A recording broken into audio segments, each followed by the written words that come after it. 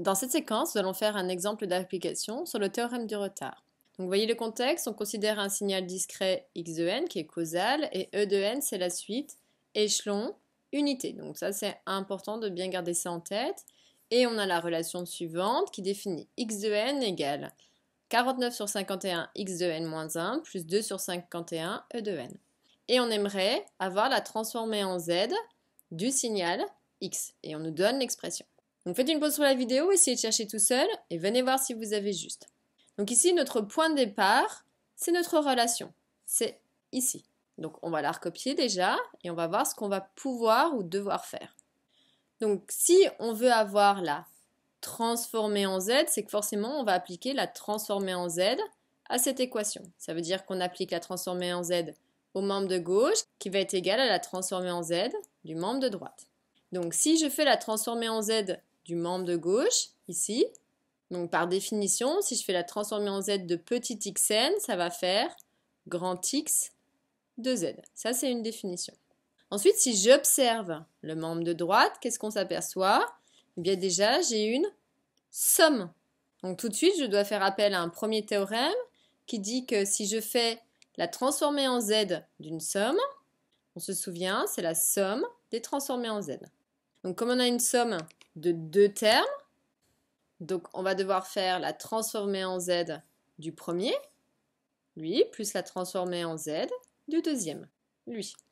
Si j'observe le premier terme, je vois que j'ai la transformée en z d'une constante fois une fonction. Donc je sais que je dois laisser ma constante et multiplier par la transformée en z de cette fonction.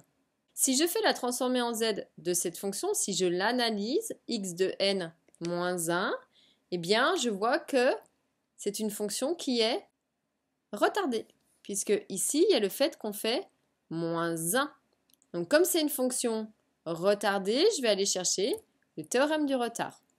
Donc ici, je vous ai redonné en haut à droite, si y de n, c'est x de n moins n0, donc retard de n, 0 unité, sa transformée en z, c'est z puissance n0, c'est-à-dire le nombre d'unités de retard. Donc pour nous, ça va faire z puissance moins une unité, nous avons une unité de retard, fois la transformée en z de notre signal x, donc grand X de z. Après, on nous a dit plus, et puis je vais aller voir le deuxième bout ici. Donc si on observe, j'ai à nouveau une constante fois une fonction, donc je laisse ma constante et on va multiplier par la transformée en z du signal e de n. Or e de n c'est l'échelon. Si c'est l'échelon dans le tableau, il est ici, donc sa transformée en z c'est L. Donc c'est-à-dire z sur z-1. Donc là, je vais multiplier par z sur z-1. Alors maintenant, on va devoir arranger tout ça pour obtenir cette forme ici. Donc je vais faire un petit peu de place, je vais recopier ça proprement, et puis on va voir ce qu'on va pouvoir faire.